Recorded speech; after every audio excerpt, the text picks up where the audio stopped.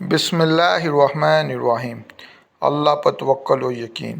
مومن کی شان یہی ہے کہ وہ اللہ تعالیٰ پر مکمل یقین اور توکل رکھتا ہے۔ یقین اس کیفیت کو کہتے ہیں جس میں ذرا برابر شک و شبہ وہم و گمان نہ ہو، جبکہ توکل کے معنی بھروسے اور اعتماد کے ہیں۔ جس بندہ مومن کو اللہ تعالیٰ پر مکمل یقین اور توکل کی دولت نصیب ہو جائے تو گویا اسے سب کچھ مل گیا۔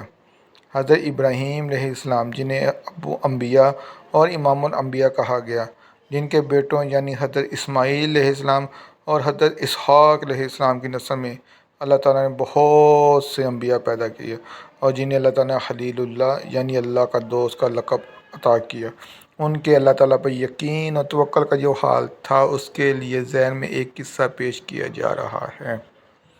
حضرت ابن عباس رضی اللہ تعالیٰ عنہ سے روایت ہے کہ جب حضرت ابراہیم علیہ السلام کو آگ میں ڈالا جا رہا تھا تو ان کے آخری رختہ الفاظ یہ تھے: حسبنا اللہ نعم الوکیل۔ ترجمہ: میرے لیے اللہ ہی کافی ہے اور وہ سب سے اچھا کارساز ہے۔ قرآن پاک میں ارشاد باری تعالیٰ ہے: جب آپ پکا ارادہ کر لیں تو اللہ تعالیٰ پر توکل و اعتماد رکھیں۔ سورۃ آل عمران۔ ایک اور جگہ ارشاد ہے: جو اللہ تعالیٰ پر بھروسہ رکھے اللہ تعالیٰ اس کے لیے کافی اور سب ہے۔ سورۃ الطلاق۔ جو لوگ اللہ تعالیٰ پر مکمل یقین اور توکل رکھتے ہیں اور دنیاوی اسباب پر تکیہ نہیں کرتے، یعنی تمام اسباب تو ضرور کرتے ہیں لیکن نتیجہ صرف اللہ کے سپرد کر دیتے ہیں، اللہ تعالیٰ انہیں اپنی رحمت سے کبھی مایوس نہیں کرتا۔ ارشاد باری تعالیٰ ہے: اللہ تعالیٰ توکل کرنے والوں کو دوست رکھتا ہے، یعنی اللہ تعالیٰ پر مکمل توکل و بھروسہ کرنے والے لوگ اللہ تعالیٰ کو محبوب ہیں، ان کے پسندیدہ ہیں۔ جو اللہ تعالیٰ کا دوست اور محبوب ہو اسے کون نقصان پہنچا سکتا ہے۔ قرآن پاک میں ارشاد باری تعالیٰ ہے: مومنوں کی یہ شان ہے، جب ان کے سامنے اللہ تعالیٰ کا ذکر ہوتا ہے تو ان کے دل لرز جاتے ہیں، اور جب اللہ کی یاد ان کے ایمان میں بلیدگی پیدا کر دیتی ہے وہ اپنے رب پر توکل کرتے ہیں۔ سورۃ انفال۔ یعنی مومن کی شان یہی ہے کہ وہ اللہ تعالیٰ پر مکمل یقین اور توکل رکھتا ہے۔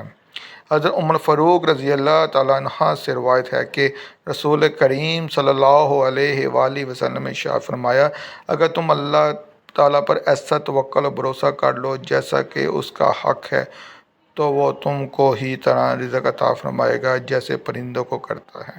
یعنی صبح سویرے پرندے بھوکے نکلتے ہیں اور شام کو بڑے ہوئے اپنے گھونسلوں کو لوٹتے ہیں۔ حضرت انس بن مالک رضی اللہ تعالیٰ عنہ سے روایت ہے کہ رسول اقدس صلی اللہ علیہ وآلہ وسلم نے ارشاد فرمایا: جو شخص گھر سے باہر جاتے وقت یہ کلمات کہے: اللہ تعالیٰ پر مکمل اعتماد، توکل کر کے اس کے نام کے ساتھ میں گھر سے نکلتا ہوں، طاقت و قوت اللہ ہی کی ہے، ویسے شخص سے کہا جاتا ہے تو وہ ہدایت پائے، تو با وسیلہ اور محفوظ رہے، اور ایسے شخص سے شیطان دور کر دیا جاتا ہے۔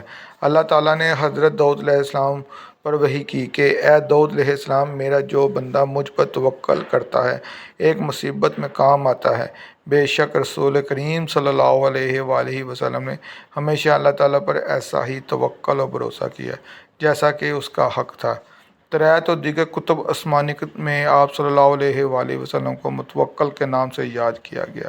آج کل بعض حضرات توکل کا بالکل غلط مطلب لیتے ہیں، یعنی اگر بیمار پڑ جائے تو علاج نہیں کرواتے۔ یہ بالکل نظر انداز عمل ہے۔ توکل کا مطلب بالکل نہیں ہے کہ ہاتھ پہ ہاتھ رکھ کر بیٹھا جائے، اللہ پر توکل کیا جائے، بلکہ توکل کا مطلب یہ ہے کہ پہلے تمام اسباب اختیار کیے جائیں، یعنی یہ یقین رکھا جائے کہ دنیا کا کوئی کام صرف اسباب سے نہیں ہوگا بلکہ اللہ تعالیٰ کے حکم اور مرضی سے ہوگا۔